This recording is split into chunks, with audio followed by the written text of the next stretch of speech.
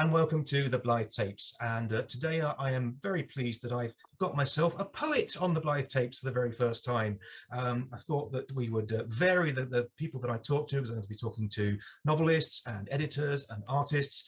I have Rob Hindle today on the Blythe Tapes, who is the first poet that I've spoken to. Good evening, Rob. Hi, Dan. Hi. Are you all right? You fine? You well? I'm very good. Yes, thank you. Good. Yeah, another day of work. Brilliant. Out of the way. Good. Well, for people who don't know Rob's work, Rob is the author of a number of collections of poetry. I know you like to make the distinction between pamphlets and collections, Rob. I mean, for me, they're all collections, really. So the first one I was aware of was some histories of the Sheffield Flood. You've also done Yoke and Arrows, which is based around the life of Lorca, and neurosurgery in Iraq, and most recently the Grail Roads, which is one we'll talk about quite a bit, which is a collection which recasts the journeys of Arthurian mythology through the context of the stories of soldiers on the front in World War I and their journeys and their histories. Yeah. Great. Okay, is that a fair summary? I always like to try and get these things right.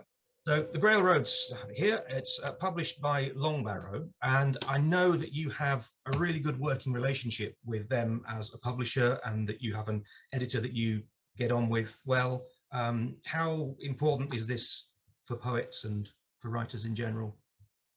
I think it's vital, really. I mean, I've worked with several editors, and Brian Lewis, who's the editor at Longbarrow, I think is committed to the sort of collaboration, really. So while he has his own views and approaches to poetry, and particularly to the aesthetics of the work of the book, I think there's a lot of collaborative thinking goes on, which adds something to my creative output. I think I've had a slightly different experience with other editors who perhaps have got stronger feelings about what they want a book to look like, how they want it to be marketed. So I think it's been a process that I've been through over the last 15 years, and now feel very clear on the kind of relationship that I want with an editor, and I feel that is that's where I'm at with Brian, really. That's good. I mean, the fact that you're on the same wavelength, and also that you have that understanding about how your poems are going to be marketed as well, not just from the artistic point of view, but the very necessary stuff of getting your work out there, putting it into a book, and how it's marketed to the public. I mean, the editor's got to be thinking along the same lines as you, and that must be an enormous relief. Absolutely, yeah. I mean, poetry, I think, it's obviously a sort of a niche part of writing from a commercial point of view, and I think what Brian's brought to it in terms of my understanding of the way we try and sell our work and find audiences for it is particularly through social media, and through that real commitment to spreading the word through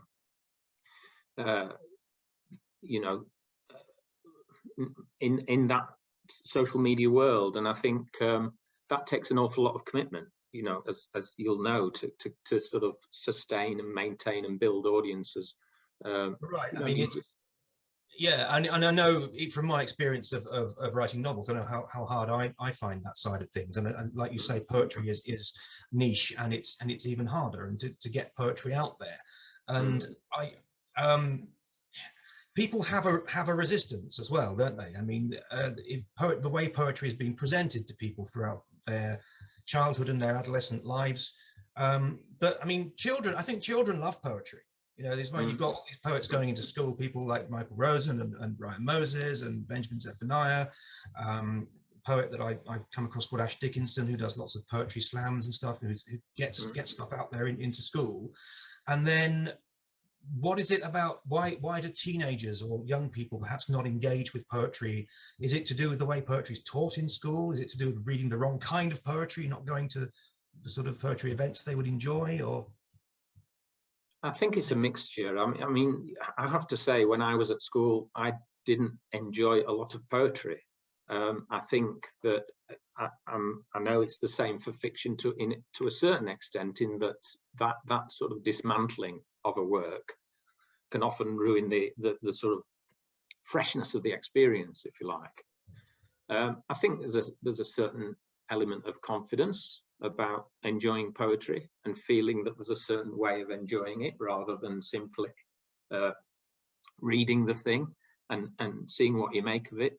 It took me a long time. I went to university as a mature student, and I was in my mid-20s when I came across Eliot's The Wasteland, and I read it 3 or 4 times dutifully and got nothing out of it until somebody said, you need to approach it like you would a piece of music. And that opened the door, because it wasn't about that close textual analysis, it was about sound.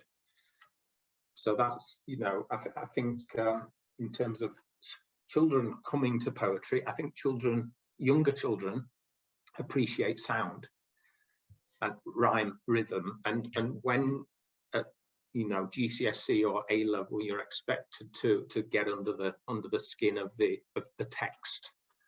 You know, I think it can become more obscure. Yeah, it's a process of taking it apart, then it no longer longer appreciated as a poem. It's something you've got to analyze. No, you're absolutely right. And I was going to say that I was very lucky to have a really good English teacher. Shout out to Mr. Morgan from Maidstone Grammar School, who we didn't study Eliot, but he made us look at Eliot as a contrast to Larkin, because we were doing Philip Larkin for A level, and to underline how accessible Larkin was. He made us read The Wasteland and said, look, this is what poetry can be like. You know, look at all these enigmas in here, look at all this multi-textual stuff you've got to almost sort of decode, and Larkin's not so much like that. So yeah, I mean, that there is that sort of resistance to having to decode something, I suppose. I also read George Herbert in school, which really put me off metaphysical poets for the rest of my life. So I mean, that love can be regained though, can't it? I mean, when you no longer have to analyze it, and then you go out there and do something clicks, like you looking at Eliot as music. I mean, there'll be a moment when someone hears a poem that they love, or they click with something, or a particular poet they hear on the radio, or something is right.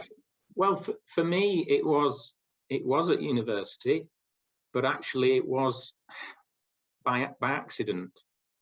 I went to a lecture, which we discovered the lecturer was off sick, and someone from the Anglo-Saxon department came in, and you know, it was clearly not his area, so he sort of changed tack and just started talking about writing. And he wasn't a creative writer as far as I know, but what he said, and it stuck with me ever since, was, if you want to think about poetry, write 10 lines of it, and that will hopefully give you some understanding about the process. And if you understand the process, you'll understand poetry. And I might have been the only one amongst the 300 people sitting there, but I went and tried to write some poetry, and I began to understand what the business was really, of the mechanics of trying to work with and against language at the same time, which is, you know, something I've found endlessly fascinating. Which some people find frustrating, because I mean, I tried to write poetry as a teenager and as a young man, and I thought that some of it was quite good, and of course now I come back to it and look at it and it was horrendous, and some of it was published in school magazines and student magazines, but it was that frustration of working against the constrictions, working against language, and the greater freedom of fiction appealed to me more. So yeah, it's interesting. You find what works for you. people inevitably as well come back to that. I don't know how seriously we should take this, but that line from Adrian Mitchell about most people ignoring most poetry because most poetry ignores most people. And never thought, how are we supposed to take that at face value or not? And what do you think about that? Well, I must say, I do like poetry that is accessible and that speaks to people. One of my favorite poets at the moment is an American poet, Philip Levine, who talks about the experience of ordinary people, of working people, and presents it in a way that I think is you know, I think he wants his audience to be the people that he's writing about, in the same way that Tony Harrison, the Leeds poet, wrote for and about his father and his father's generation. And Tony Harrison used strong rhyme, possibly because he was classically trained, possibly because he wanted his parents to sort of, you know, get something out of the poetry, and knowing that they would respond to something that had strong rhymes. So I think, yeah, I'd agree with Mitchell, actually. I think there is a lot of navel gazing in poetry, which I think, you know, we don't do ourselves any favors if we want to sort of suggest that poetry is in some way other. Yeah, no, I get what you mean by that. Yes, interesting. I mean, this is, I totally understand what you were saying then, because it leads me back to your work, because your work is about the stories of people, everyday people, and their lives. And I think that's the thread that unites all of your work. And with the histories of the Sheffield Flood, I'll just hold that up. I will put the cover up as well on the screen as a picture. But I've always liked the fact that you called it histories. It's not stories, and it's not a history of the Sheffield Flood. It's some histories, which suggests to me that the people's history, the social history, is telling the story, is telling the history of the Sheffield Flood. I don't know. I mean, yeah, that's. Yeah, no, I think that's right, Dan. I think you know, it again. Tony Harrison talked about trying to give voice to the voiceless, if you like. So it's not that sort of colonialization, if you like, but it's a recognition that to quote Harrison, the dumb go down in history and disappear. You know, he talked about his uncle who was a stutterer, and his father who read you know, the newspaper, and that was about it. And actually that idea of people who were very articulate, but perhaps were not in love with reading, or you know, a feeling that was something else that was outside their experience. And so Sheffield Flood is about ordinary people caught in a catastrophe, the Great Sheffield Flood of 1864, as it sort of says on the cover. And I just wanted to consider how ordinary people living in you know, in Victorian England might respond when faced with something completely devastating. You know, in the middle of the night, a flood of water coming down the valley and taking the family away. We should fill in a bit of the background for the people who don't know about it. I mean, it was one of the biggest disasters of Victorian times. I mean, the result of Sheffield's growth as an industrial centre and reliance on the need for more water. And so when the reservoir was filled up, while the reservoir was being filled up, the Dale Dyke Dam cracked and burst, and water cascaded down the valley, and something like 240 people were killed. And your stories, I call them stories really, your poem stories, do they memorialize these people, and it's not about their deaths It's for me, it's about their lives and the details of their lives, and the objects I think are really important. I mean, I remember one of my favourites is Eliza with her grandmother's mirror, and you know, it's little objects like that is the one called Mrs., isn't there, who's the unnamed married woman, because a lot of these the victims of the flood don't have names. There's a memorial to them in the Western Park Museum in Sheffield, and some of them are unnamed, and her gloves are mentioned, and then you've got that whole poem called Found Things as well, which is literally all the objects that were caught up, and you're in a way you're humanizing the sort of flotsam and jetsam of this enormous catastrophe. Well, what really opened up the story or stories for me was the fact that it was in the early days of photography, and so there are, you know, there's photographic account, if you like, of the flood, which was, well, it felt quite unsettling, really, that there were photographers going up to the valley in droves and taking touring parties who'd come to sort of ogle at the disaster and so on, and touts showing them around and stuff. But the photographs revealed, it was a snapshot of Victorian life. As you say, it's about the lives and all the things that were uncovered literally by the flood. There are some photographs of houses which have had the fronts ripped off them by the inundation, and it just reveals what's inside, a bed hanging off and wallpaper and you know, people staring out of them as if their life has been sort of rudely exposed. And I think it was just a moment in time that it's quite a modern way, isn't it, of looking at a disaster, because that's the way it's almost like modern news footage of bombed cities and so forth. It's that same kind of relationship between the viewer and the victim that we have now. Yeah, very much. It was like a war reporter account, really. So I think that was, you know, that gave me the start of the stories, seeing these people's lives suddenly revealed.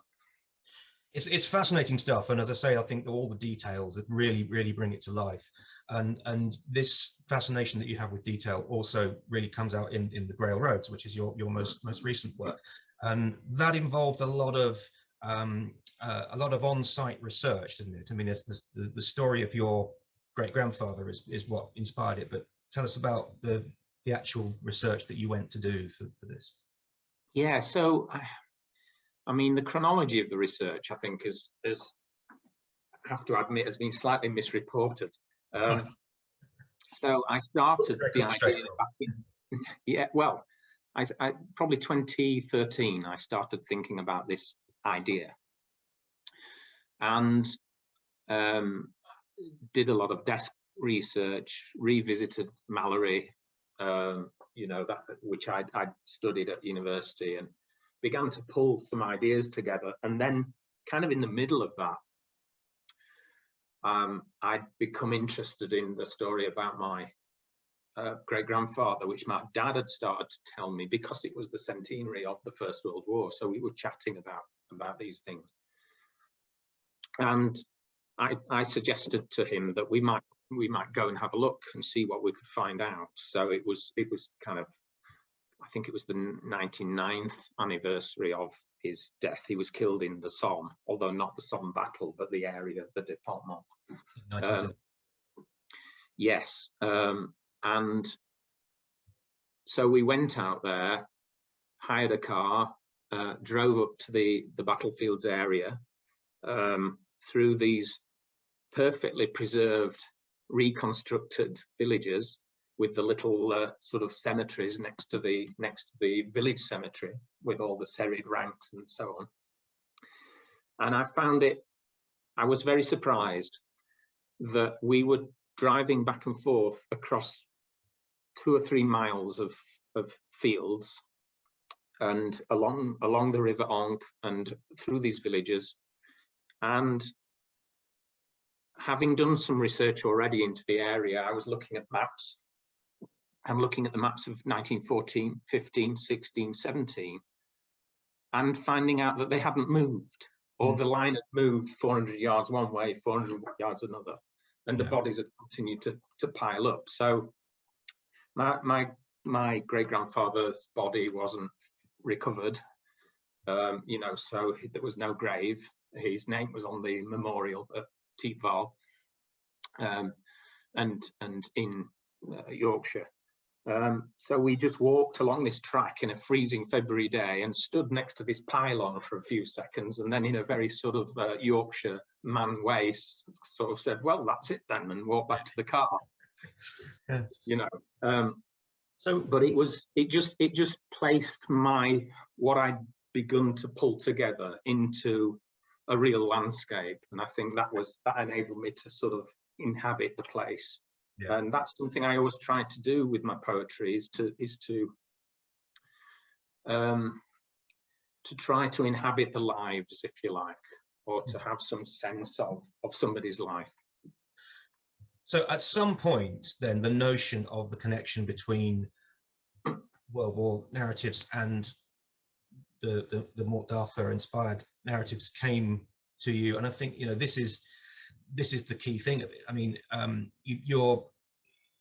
you've got two enormous sprawling narratives, haven't you? You've got the factual story of the war, but humanized by the stories of all these men, and then you've got the immensely sort of mythologized, multi-layered palimpsest of Arthurian mythology, and we kind of have that in our blood as British people. We kind of grow up knowing about it, and it's gone through all these, you know, people will be aware of all these different versions going right back to Chrétien de Troyes and Mallory, and sort of in more exuberant way, I suppose, T.H. White and Once and Future King, and then pure satire with Monty Python. So, you know, everyone's going to have their own vision of what the Grail stories are. Can you remember when you first read them, and when they struck a chord with you? Do you remember reading something about them as a child and sticking with you all that time? Or? Yeah, I think it was the Once and Future King. I think for me also, because because the culture is soaked in it.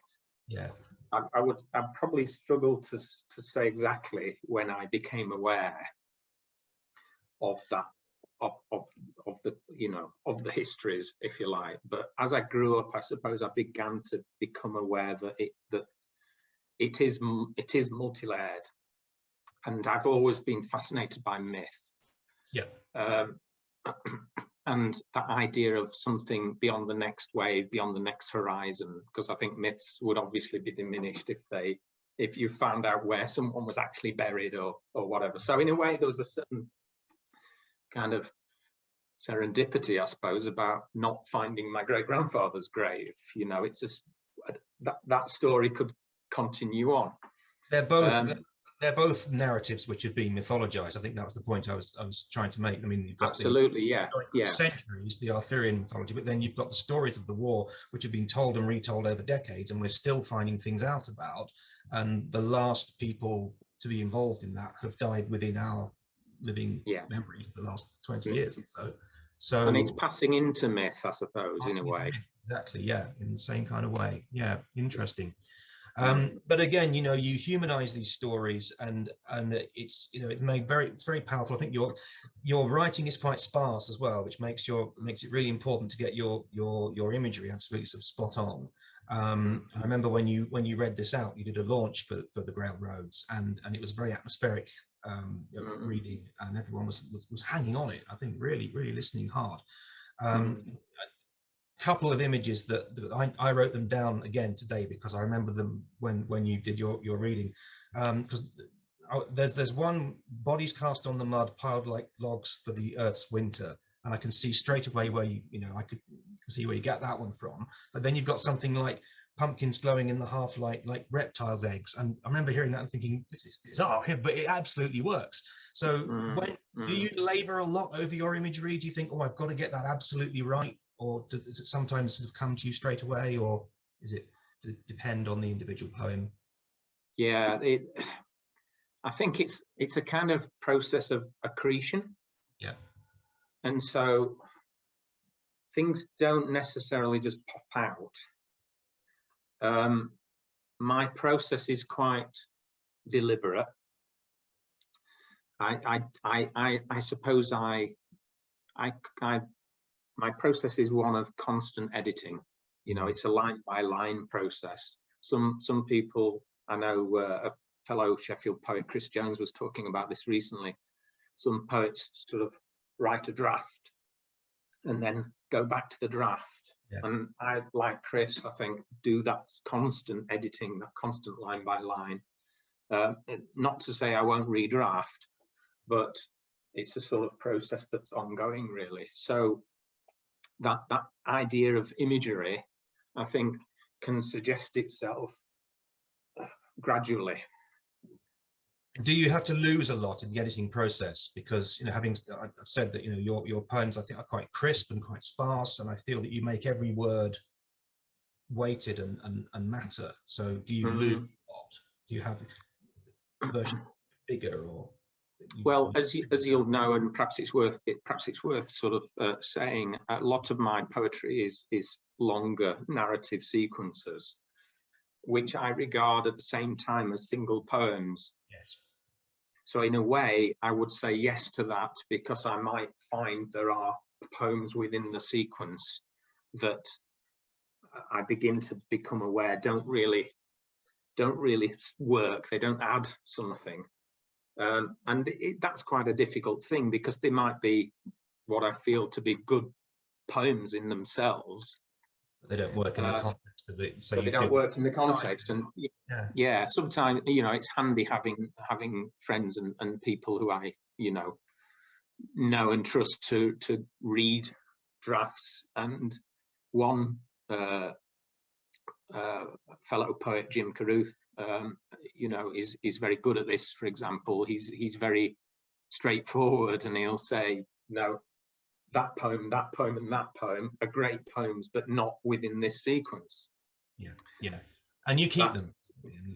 I have a bits and bobs file for my stuff, because I cut a lot when writing a 150,000 word novel as Exiles. You know, so I've got a folder of stuff which I can't bear to get rid of, but didn't make the cut for that particular project. So yeah, well, Sylvia Plath said, you know, don't throw anything away, just put it in a series of drawers, and eventually, you know, most of it will come out somewhere. Yeah, which is, we do the digital version of that now and store things in a file. Yeah. Well, I think it's been really interesting talking to you, Rob, about your creative process. I think that's something particularly that people who watch these videos will be interested in, because I think we've talked with other writers, we've talked a lot about the process of getting published, and I want to talk about different things in these talks. So tell us, if people want to find out more about you, do you have a website they can go to? I do, but it's rather moribund, I have to say. So I think if people want to find out more about my work, then go to the Longbarrow Press site. There's stuff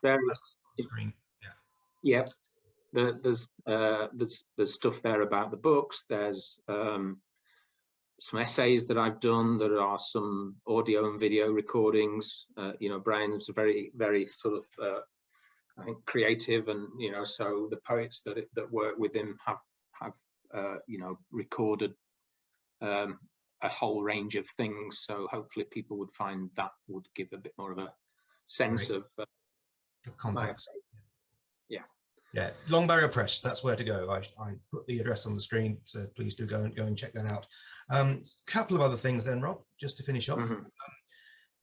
People will be coming to these videos without necessarily any great sort of knowledge of modern poetry. So can you tell us a couple of people that you really rate, who you think, maybe 2 or 3 poets you think people should definitely be reading these people if they want to have an appreciation of modern poetry? I know it's very hard to choose 2 or 3, but a couple of your favourites. Well, I mentioned Philip Levine. I'd also say the Irish poet Evan Boland, who sadly died last year. I think writing from the experience of a woman who feels excluded, you know, writing from outside the circle. I think that's I found you know, really interesting. I think there's a poet writing at the moment that I find very interesting, Steve Eli. He has a collection, England, published by Blood Axe, and I know he's got a new collection out. I think tomorrow, in fact, is the launch. So Steve Eli, E-L-Y, Steve's writing is parochial in the positive sense of the word, in that he writes about place, and he writes very authentically, and he draws on you know, Middle English traditions and all kinds of things that I find, you know, very interesting and relevant to people's experience. So fantastic, thank you. Those are Rob's recommendations: Philip Levine, Evan Boland, and Steve Eli. Put those names up as well, perhaps, for people to go and check out. So, Rob, what are you working on at the moment? Is there any? I know you may not be able to want to talk about projects in great detail, but is there anything that you can say about your works in progress or work in progress that you've got? Well, I've got a manuscript in the sort of final throes, really, and that's a collection of new work, including work about the last 15 months, where I have considered the pandemic against the backdrop of the story of Eyam, the Derbyshire village, and its own experience of plague in the 17th century. And poems actually going back quite a number of years. So what I said about, well, it's what I said about poems that might be good poems, but not within certain contexts. Sure. And poems which have seen the light in you know, small press magazines and things over the last few years, but have not found their way into a collection. So it's a interesting mix, and I think one of the things that I've noticed, particularly over the pandemic, but actually it has been a focus of mine for a number of years, is the natural world. And because of my focus on narrative, I think I've perhaps not given that quite as much prominence as I would have liked to. So this is a chance. So that's hopefully something that I'll find it'll see the light of day in the next well, shall we say, year to 18 months. And you touched on something there, which of course we should have mentioned at the beginning, which is that a lot of poets, when they're first getting published, don't go straight into writing a collection. They'll have poems in small magazines that either don't pay at all or don't pay very much. I mean, it's a bit like when I started out writing fiction in small press collections, and yeah, you get a subscription to the magazine if you are lucky. But this is how people slowly make a name for themselves and build up a body of work. That's right. Yeah. So I started. My first poems were published in a magazine called Staple, which I think a lot of people in South Yorkshire were contributing to. It was the editors were based in Sheffield and in Derbyshire, and then other magazines like Iota, Magma, and so on. And I think they're a vital resource. They also give new poets an opportunity to have their work alongside more established poets, and it's a kind of a conversation between different poets. And it's I don't know what the future holds for magazines in terms of the online format, but I think there's opportunity there to reach wider audiences for small magazines. There used to be a whole culture of these. I mean, in the 90s, when I was first published, I was published in a magazine called Xenos, and you had on one side the stories, and on the other it was the reader's feedback, and you flip it over and you'd read people's comments on the previous issue, and it's the interactivity of an internet board before such things existed. But yes, the future of the small press depends greatly on an online existence now, so we can hope that will be the case. Absolutely. My guest on the Blythe tapes has been the poet Rob Hindle, and his most recent collection is the Grail Roads, which is fantastic. Please do go and check it out. It's published by Longbarrow Press. Rob, thank you very much for coming along and being a victim today on the Blythe tapes. I hope you've enjoyed Thanks it. for having me, Dan. All right, you're very welcome.